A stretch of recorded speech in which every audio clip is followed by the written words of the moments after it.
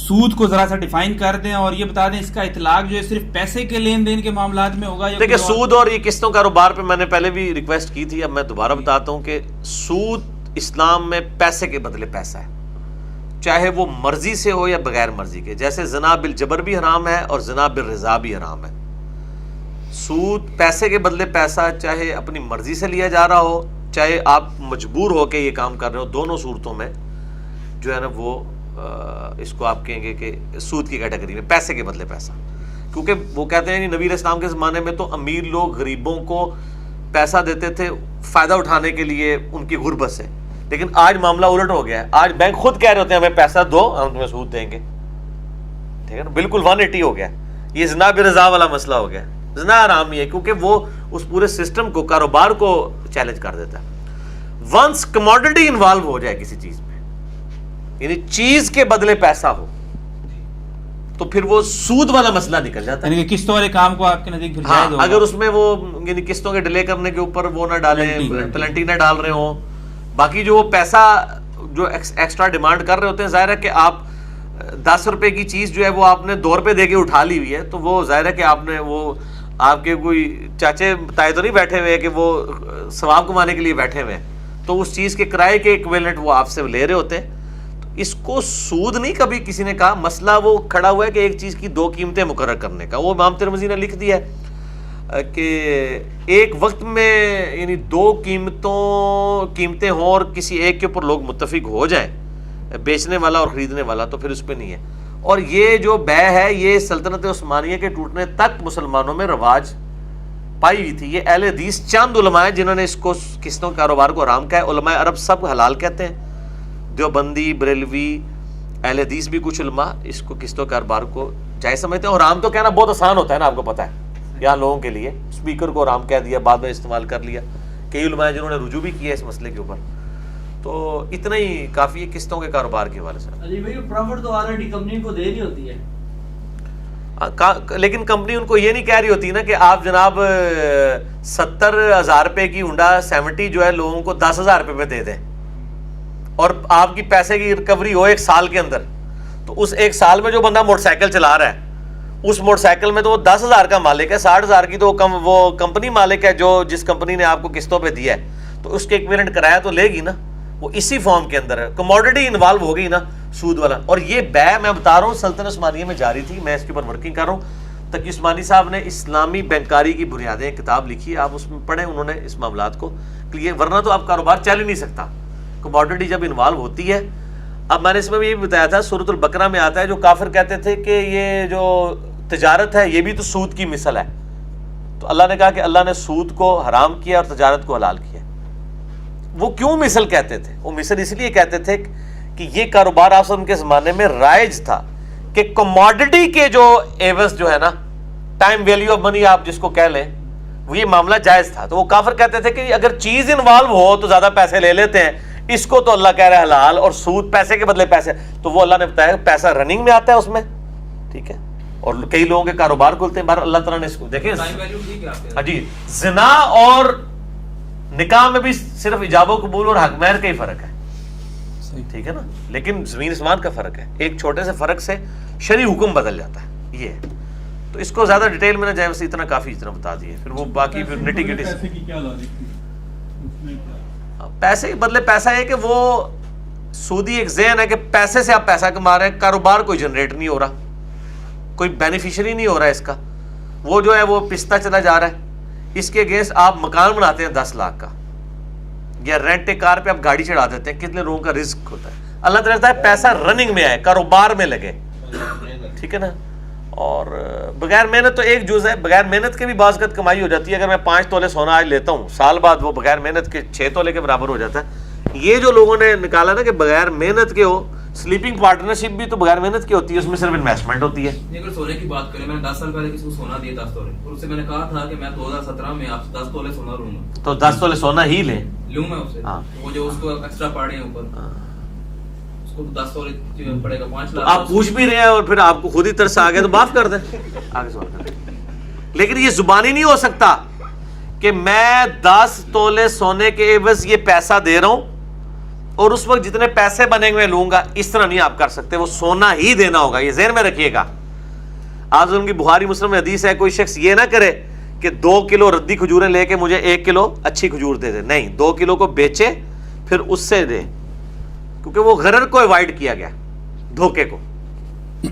مجبوری کی حالت میں مجبور ہو کر سود دینا بھی حرام ہوگا؟ مجبوری کون سی آ گئی؟ مطلب مجھے پیسے کی مجبوری ہے, مجھے چاہیے, اب اس نے تو پروفٹ لینا ہی لینا. وہ سارے لوگوں نے مجبوری بنائی ہوئی ہے یار, کون سی زندگی موت کی اگر کشمکش بن گئی تو پھر ٹھیک ہے, ہم وہی حکم لگائیں گے جو قرآن میں آیا, ورنہ تو ہر بندہ کہے گا یار میں جو ہے وہ بینک سے اتنے لاکھ قرضہ لوں, میں دکان بناؤں, وہ کرائے پہ چڑھاؤں, اس میں یہ تو ہر بندے نے مجبوری بنائی پئی ہوئی ہے. اس طرح نہیں ہے, زندگی موت کی کشمکش بن جائے تو کوئی اور مطلب اس کے بغیر چارہ ہی نہ ہو. اب کئی لوگ ہیں ان کے پاس میران گاڑی ہے, وہ کہتے نہیں اسی کلٹس لینی لینی ہے, میری تو مجبوری بن گئی ہے. کلٹس کو 50 بندے بٹھا لیں گا تو اللہ کے بندے, صرف لوگوں کو خوش کرنے کے لیے, ایک سٹیٹس سمبل کے طور پہ.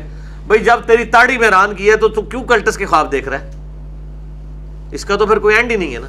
تو اسی اپنے جو گیون سرکمسٹانسز اور شاکل ہے اس کے اندر زندگی کو اچھے طریقے سے گزارے, اور صبر و شکر بھی تو کوئی چیز ہے نا. علی بھائی اس میں فارماسیوٹیکلز کمپنیز میں مینیجرز وغیرہ کو یا ان کو گاڑیاں دی جاتی ہیں, لیکن ہوتی وہی اسی پہ بینک والے اس پہ کہ اس پہ ڈائریکٹ بینک انوالو نہیں ہوتا, بینک بیچتا ہے آپ کو ایجنٹ کے پاس, وہ رقم بتاتا ہے گاڑی کی, اور یہ سارا سسٹم چل رہا ہے میرے بھائی غلط. اب وہ غلطی اتنے بڑے لیول کی ہوگی بھی ہے کہ جب آپ ظاہر کہیں کمپنی میں ملازم ہیں تو آپ وہاں تو آپ اس میں کوئی چینج لا نہیں سکتے, تو آپ بس اتنے کے مکلف ہیں جو آپ کے اختیار میں, بس سمپل. علی بھائی یہ ڈاکٹر کو یہ دیتے ہیں کمپنی والے کہ آپ گاڑی لے میری میڈیسن لکھیں, یہ حلال ہے؟ یہ آپ بتائیں حلال ہے کہ نہیں؟ میرے حساب سے تو نہیں ٹھیک. بالکل صحیح ہے, یہی حساب ہمارا بھی ہے, کیونکہ صحیح مسلم میں حدیث ہے دل گناہ وہ جو تیرے دل میں کھٹکے, اور تو اس بات سے آپ کہہ رہے ہیں یہ آج عمرے کروا رہے ہوتے ہیں اس کے اوپر, یہی چیزیں ظالم ہے, ظالم ہے. اور پتہ ہے ان کو بھی, ساروں کو پتہ ہے, سب کو پتہ ہے. یہ اتنا سیدھا مسئلہ ہے, جلیبی کی طرح نہیں ہے یہ کوئی. ہاں بینک کی نوکری کو آپ کیٹاگوریکل حرام سمجھتے ہیں؟ نہیں نہیں, حرام نہیں سمجھتے. ہم یہ کہتے ہیں کہ جب تک کوئی اسلامک سسٹم نہیں آتا تو اس وقت تک یعنی ایز اے لاسٹ ریزارٹ اگر کوئی نوکری کرتا ہے, بینک کے سارے سورس آف انکم حرام بھی نہیں ہے, صرف وہ لوگ جو لوگوں کو سودی قرضے کے اوپر ابھار رہے ہیں وہ والا پورشن اس کا حرام ہے. باقی لاکرز ہیں, پیسے بل جمع کروانا, پیسے کی حفاظت کرنا, یہ اس کے حلال ذرائع, اس لیے کیٹاگوریکلی نہیں بات ہوتی ہے. لیکن یہ ہم کنڈیم کریں گے کہ لوگ بینک کی نوکری نہ کریں, بہتر ہے دوسری نوکری کریں. اگر کوئی کر رہا ہے اسلامک بینک کی کر لینا یار, ہم اس کو کمپیریٹیولی بہتر سمجھتے ہیں. باقی حرام والا فتویٰ یعنی بالکل کیٹاگوریکل نہیں لگاتے ہیں. اور اگر کسی کی بینک میں یہ نوکری ہے کہ وہ سودی قرضے کے لیے لوگوں کو بلاتا ہے, اس کو یہی کہا جاتا ہے, تو وہ والی نوکری چھوڑ دیں. وہ تو ڈپارٹمنٹ ہے نا سیلز کا ان کا. ہاں, تو وہ والا پورشن چھوڑ دیں. باقی جو بل جمع کرنے والا باقی پورشن ہے وہ اس طریقے سے معاملات ہیں. ظاہر ہے کہ وہ اب ایک سسٹم اس میں جکڑے ہوئے, ہم اکیلے بھی خود کچھ نہیں نہ کر پا رہے. پورا یعنی دنیا کا نظام بھی جتنا ہم بچ سکتے ہیں اتنا بچیں, یہ بات کریں. اچھا, یہ جو انشورنس کروا لیتے ہیں, گاڑی کی انشورنس کروا رہی ہے, اور انشورنس بڑا نیکی کا کام ہے اگر یہ اس کے معاملات آگے سودی نہ ہوں تو اگر میں کسی سے نیکی کرنا چاہتا ہوں, کوئی غریب ہے, اس کے بچے ہیں, تو میں اس کی انشورنس بچوں کو کروا دیتا ہوں, کیا جائے؟ لیکن مسئلہ یہ ہے نا کہ آگے وہ کام سارے سودی کر رہے ہیں نا جن کمپنیوں میں آپ بعد میں چھوڑ دیں, آپ اس مسئلے سے پیچھے ہٹ دیں. کہ آج کل ایک digital currency but coin BTC یا BSC BQC اس طرح سے جو ایک پہلے جو جاپانی جو بندہ ستوشی ناکاموٹو نے جو 2008 میں کریٹ کی تھی, تو یہ کیا کوئی جوئے کی شکل میں, حرام کی شکل میں شمار ہوگی یا یہ جائز ہو سکتی ہے؟ دیکھیں, یہ بٹ کوائن یا ون کوائن کے بارے میں لوگ پوچھتے رہتے ہیں. ہم اس کے بارے میں آپ کو ایک اصولی بات بتا دیتے ہیں, وہ آپ فٹ کر لیں, ٹھیک ہے نا. فارمولہ ہم آپ کو بتا دیں گے, کیونکہ اس کے اوپر پوری تحقیق کر کے پھر وہ ایک لادہ سے ایک بن جائے گا ایشو. میں ڈائریکٹ اپنی ورڈنگ نہیں دوں گا, حالانکہ مجھے ان چیزوں کا پتہ ہے کافی حد تک, یہ سافٹ کرنسی جو ہے. لیکن میں یعنی اصولی بات کر دیتا ہوں کہ جو ایسی کرنسی ہے جس میں غرر ہے, دھوکہ ہے, اس کی ورتھ ایگزسٹ نہیں کرتی, نہ وہ سٹاک ایکسچینج کے اندر رجسٹرڈ ہے, اس کے پیچھے کوئی گارنٹی بھی کسی کی نہیں کھڑی ہوئی ہے, تو وہ تو فراڈ ہے. اور اگر یہ ساری چیزیں ایگزسٹ کر رہی ہیں تو وہ چاہے سافٹ کرنسی بھی ہے وہ حلال ہوگی, کہ سٹاک ایکسچینج میں رجسٹرڈ بھی ہو, اس کی ورتھ بھی ہو, اور اس کو کوئی آن بھی کر لے.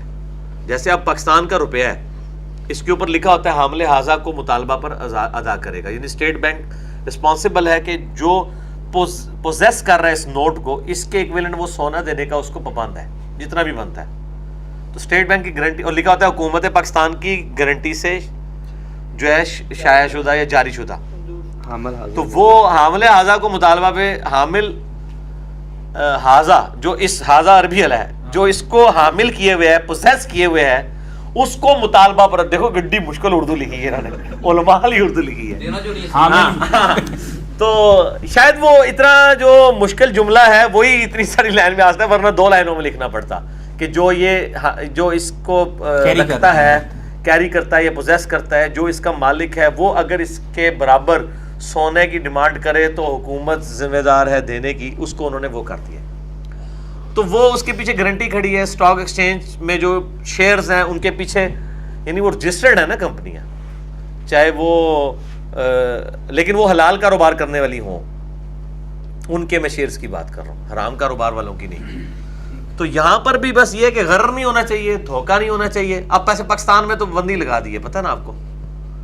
ہاں جی, وہ بھی ایک لمبی سٹوری ہے, میں ڈسکلوز نہیں کرتا. بل ابھی تو پاکستان نے بین کیا ہوا ہے اس کو, آن نہیں کر رہے اس کو, کرنسی کو. ہاں جی, آپ یہ بتائیں کہ رشوت کس چیز کو سمجھتے ہیں رشوت, اور کسی بھی جائز کام کے لیے مجبور ہو کر جو آج کل ہم رقم دیتے ہیں پولیس کو, ہر سمجھ لیں سرکاری تمام محکمہ کوئی بھی پاک نہیں ہے رشوت خوری سے, جس کو عام طور پہ کہتے ہیں, لیکن ہم تو بہرحال مجبور ہوتے ہیں, عام عوام جو ہے.